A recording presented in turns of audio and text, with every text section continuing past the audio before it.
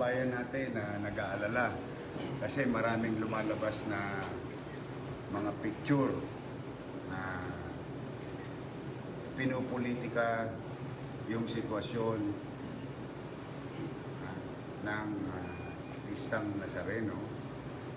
Imbis na tayo manalig, manalangin, magkaisa, o yung mga political interest ng ibang politiko, ginagamit yung sitwasyon. Samantalang ang katotohanan, I owe it to the people of Manila. I owe it to the church.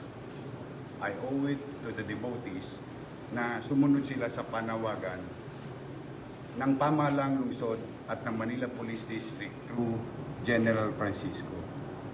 Para hindi na po kayo mag-alala, mga kababayan, kasi marami mga politiko dyan ginagahasa ang Maynila para paboran yung politika nila at magsabi ng pananakot sa tao. Ang mga taong gobyerno ng lungsod kasama ang MPD for so many days and weeks, including the church, is preparing. Ito po ang tunay na picture. Tingnan yung itsura ng Plaza Miranda. Ito po, hindi picture ito, hindi ito edited. Actual luto, live. Pakita mo nga yung Plaza Miranda. Ayan. Doon sa mga politikong tolongges, manahimik kayo. Huwag niyong bastusin yung panananalig ng tao. Unang-una, wala na kayo nagawang matino sa pamahalaan at sa taong bayan. Kumakapit na lang ang Diyos sa ang tao sa panalangin. Pero, bagamat ganun pa rin, nakikinig ang tao, kami sa Maynila sumusunod. Sumunod ang mga taga-Maynila na huwag magpaputok yung bagong taon. Sumunod ang mga taga-Maynila, despite sa kagustuhan nila, yung kanilang debosyon sa pong nasa... Ito po, ayan. Tingnan niyo ang sakripisyo ng mga taga-Maynila.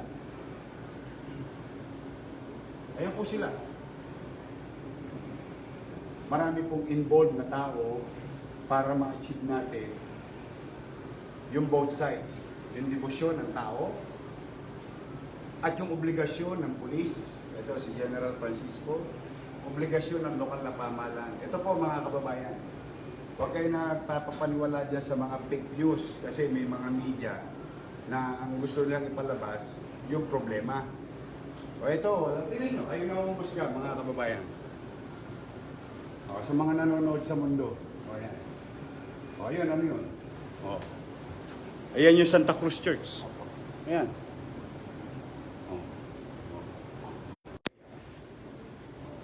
Ito. Top Avenue. Tingnan po rin nyo. Dati po 5 milyon. 5 milyon ang pupunta sa Plaza Miranda. 5 milyon. Kayo musga mga kababayan. Ito po live. Carlos Palanca. Ayan, katabi ng kaya. Ayan. Ito, Carlos Palanca. Ganyan po kadisiplinado mga taga Maynila. Tingnan nyo. Live po yan. Ito naman, Pising Quiapo, Pikasal. Ngayon, kung tatanungin nyo mga taga Maynila, kaming mga taga Maynila, kung kami tatanungin ninyo, sa pista ng Quiapo, punong-puno ng tao yan, lalo na ganitong oras. Kaya mga kababayan, ako'y buong kababaang loob, para wala na tayong paliwanagan, ito pinapakita namin sa inyo. At pinagpapasalamat namin yan sa Diyos at sa mga taga-lungsod ng Maynila, sa mga ihos, sa mga mamamayan na devotees. Tingnan nyo kung paano sila sumunod. May face mask, namimigay ng face mask ang Maynila, may face shield. Ayan, tingnan nyo yung tsura ng mga tao. Yung mga ihos, marami nagsakripisyo. I-pan-right mo, sumway. Right. Para hindi madaya. So, white na raw. Sige. Tingnan mo yung sakripisyo ng tao. Ano mo ba? Naghihintay sa gitna, naghihintay ng turn. Kasi hindi pwedeng puluin ng simbahan. O, Palangka. Ayan, katabi lang ng Quiapo. Ayan, o. O, tingnan nyo yung mga pulis natin. Ayan, o, tingnan nyo, mga kababayan. Ito, o. See? Mga pulis. Tao bayan. Walang disturbance. Kaya, politika pa mo. Katat kayo, ha? Pag nalaman namin kung sino kandidato yung presidente, peperwisyo hindi namin kayo sa Maynila. Kasi sakripisyo ng mga taga Maynila, grabe. Debosyon nila yung inawat namin, tandaan ninyo. Kultura, tradisyon namin, sinakripisyo namin. Mga tao namin, resources namin. Look at the army. Tingnan nyo. O yan, army. Pati national government. Ayan, o. Pulis Maynila. Army. Ito, hindi ko pwede magsinungaling. Live camera ho ito. Ayan. Kaya ako mamaya, makikita nyo sa ibang news outlet. O, yung gulo. Kasi walang balita sa maayos. O yan, pag maayos, hindi yan balita. Sa totoo, dapat balita yan. Kasi hindi pa ako pinanganganak pagpiasa ng Quiapo. Punong ng tao ang buong Maynila. Actually, sakripisyo ng mga tao, yung mga replika, hindi nila dinala. Sumunod sila sa panawagan ng pamahalang lungsod. Kaya po, tingnan nyo, papasok ng tao, tapos na misa. Ayan, papasok ng mga tao. Tingnan nyo, ito Julius. Tingnan mo yung mga utak kung gaano ka-disiplinado mga taga Maynila. Ayan o. Linya yan, no? Eh, no? Oo. Sa mga taga Maynila, kayo na po sumagot. Pag regular na simba. Hindi yan nangyayaring ganyan. Fiesta, punong-puno yan. Ayun po ang mahal na pong Nazareno. Sumak mo nga, pakita mo si Pong Nazareno. Ayun, no? Ayun, no? Sa taas. Ayun, no? Sa taas. Ang Pong Nazareno. Ayun, pakita mo yung Quezon Avenue. Yung pinapakita. Ayun, no? Quezon Boulevard pala. Ayun, no? Sa kanan. Ayun, stop. O, tingnan mo. Pakita mo. Ayan. Ito. Exit yun eh. Kung may exit. Ito maganda to, hindi picture. Hindi ma-edit. Real time footage. Oh, live yan. Ayan po, wala po ta. Ayan po yung zoom ng... O, tingnan mo. Ayan po yung zoom ng... Ito, Quezon Boulevard na to. Apo. Ito. Itong area to. Ayan po, Quezon Boulevard. Yan, Quezon Boulevard yan. Papunta na yan doon. O, nasaan po yung 400,000 na sinasabi ng mga report? Yung mga bayaran, nasaan? Ayan po. Piyesta ba ng Quiapo yan? Himalayan eh.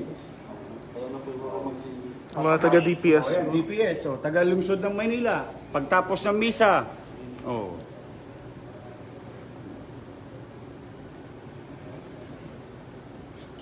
Ayan po, kaya po kami nag-live mga kababayan.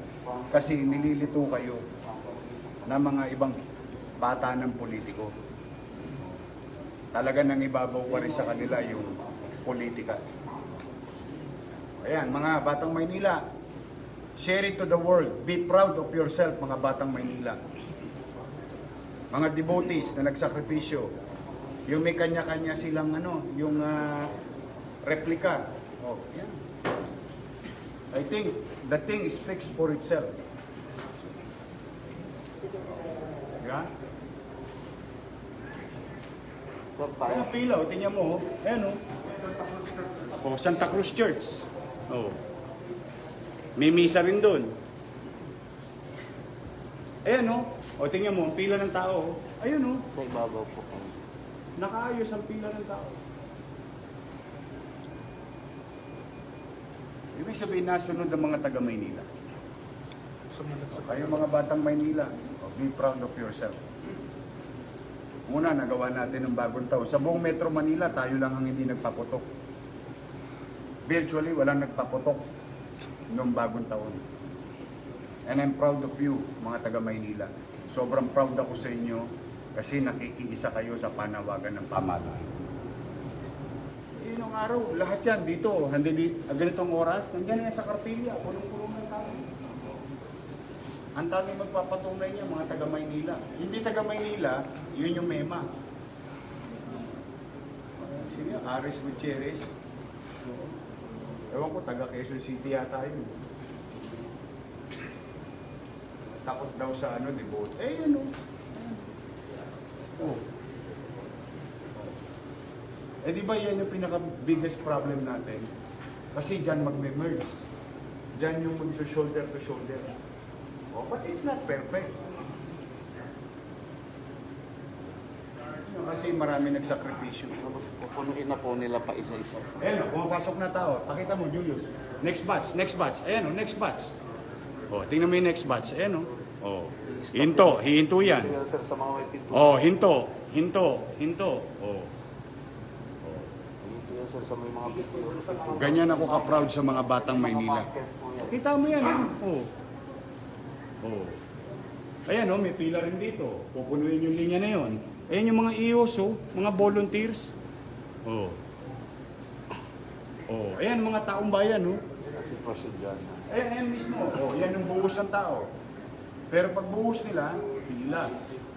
Organize. May gobyerno.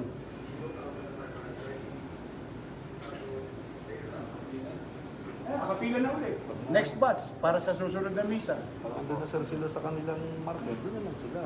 Sa loob ng, merong binibigay na face mask, may binibigay na face shield. Yung nangangarap ng perpekto, wagas kayo.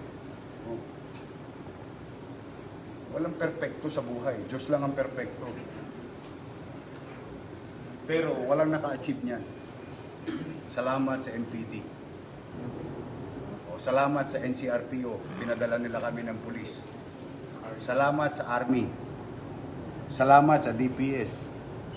Salamat sa mga kapwa ko kawani ng pamalang lusod na puyat. Ngayon, yung makukulit, ihoyo ko kayo. Ayun, nakaabang na, kulungan nyo. May makulit, yun, hoyo kayo. So far, wala naman nagbabiolate. Ibig sabihin, disiplinado ang mga taga Maynila. Kita niyo yung tao, ito, nasa ano to?